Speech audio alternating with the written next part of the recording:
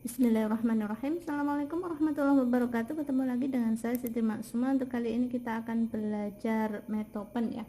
Tapi jangan lupa sebelum itu klik like, subscribe, share, komen, dan juga tekan tombol lonceng.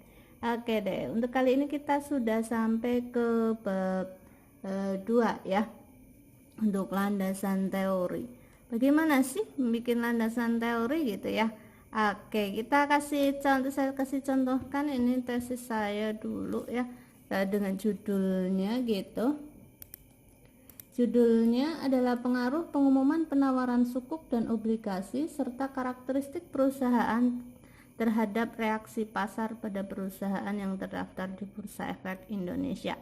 Oke, jadi di sini pengumuman penawaran sukuk dan obligasi ya. Jadi terhadap dan serta karakteristik perusahaan terhadap reaksi pasar. Reaksi pasar nanti diproksi dengan return saham. Oke. Karena ini judulnya tentang penawaran sukuk dan obligasi, jadi yang kita perlu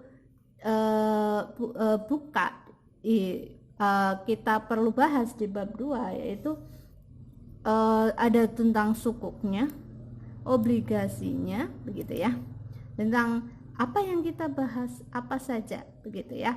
Oke, karena ini pengaruh pengumuman penawaran sukuk dan obligasi serta karakteristik perusahaan terhadap reaksi pasar, ya kira-kira apa saja sih teori yang mendasarinya, begitu ya. Oke, berbicara tentang teori ini dulu karena saya akuntansinya syariah, jadi ini ada landasan dogma untuk di bab 2.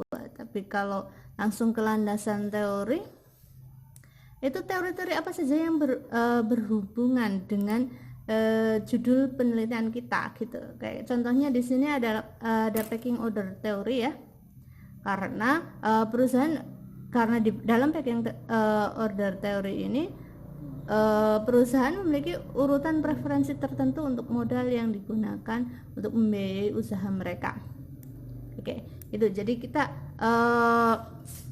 akan membahas tentang sukuk dan obligasi, itu kan hutang. Jadi mau pakai apa preferensinya gitu ya. Oke, karena ini berhubungan, jadi kita cari teori-teori yang landasan-landasan teori yang berhubungan dengan penelitian kita. Oke, karena ada di packing order teori, kita bahas apa itu packing order teori, begitu ya. Terus ada juga yang berhubungan, juga ada agency teori gitu ya.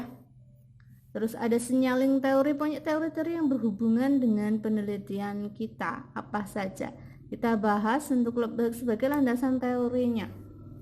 Nah, jangan lupa nanti dikaitkan apa saja sih teori-teori tersebut kaitannya dengan penelitian kita gitu. Oke, jadi kalau misalkan di sini untuk packing order teori gitu ya, itu kaitannya sangat erat karena menurut POT gitu ya, hutang lebih baik dari ekuitas karena memiliki biaya yang lebih rendah, kayak gitu. Jadi dengan mengeluarkan sukuk dan obligasi kan hutang itu, jadi itu memiliki biaya yang lebih rendah daripada ekuitas, begitu, dan seterusnya. Oke, dari teori-teori tersebut nanti kita bahas terus apa saja sih yang berhubungan dengan penelitian kita. Tadi kan ada obligasi, sukuk, dari pengertian, terus jenis-jenis obligasi, dan apa saja semua yang berhubungan dengan obligasi kita bahas karena ini teori gitu ya. Terus karena ada sukuk, kita juga bahas apa saja tentang sukuk. Terus jangan lupa juga tentang variabelnya, itu variabel penelitiannya. Nanti kan ada karakteristik perusahaan ya, karakteristik perusahaannya diproksi dari apa, ada ukuran perusahaan dan seterusnya. Jadi semua variabel penelitian yang kita ambil dari penelitian kita gitu. Jadi ada ukuran perusahaan.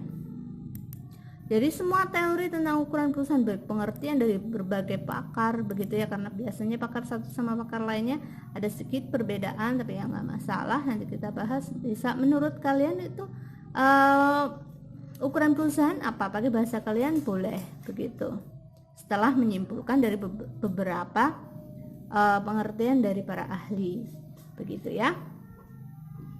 Oke, jangan lupa nanti setelah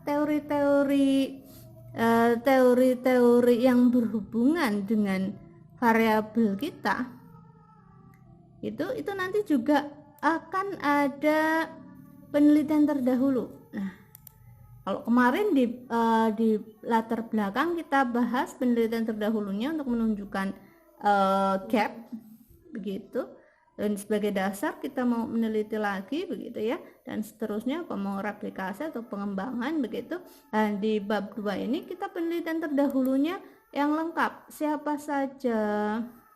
Nah, nanti kalau bisa ditambah dengan perbedaan penelitian terdahulu dengan penelitian kita gitu ya.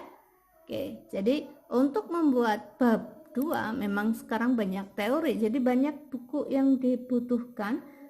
Kalau nggak bisa offline ya online, dari ebook gitu ya, atau dari penelitian-penelitian yang jurnal-jurnal terakreditasi boleh teori-teorinya begitu.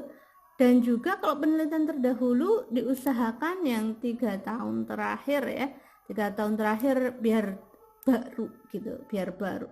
Kalau misalkan nanti ada yang tambahan begitu, tambahan bolehlah lebih dari 3 tahun, tapi kan sifatnya tambahan penelitian terdahulunya begitu. Jadi semakin banyak penelitian terdahulu yang kita acu itu untuk memperdalam pembahasan dan kajian kita, dan juga memperlihatkan adanya gap apa enggaknya dalam penelitian kita begitu, sehingga kita akan meneliti kembali. Oke, mungkin begitu ya untuk landasan teorinya. Selalu minggu depan tentang hipotesis, pengembangan hipotesis dan seterusnya begitu ya. Mungkin cukup sekian dulu, semoga bermanfaat. Kalau ada kesalahan saya minta maaf. Semoga ilmu kita jadi jariah dunia akhirat. Wabillahi taufiq wal hidayah. Assalamualaikum warahmatullahi wabarakatuh.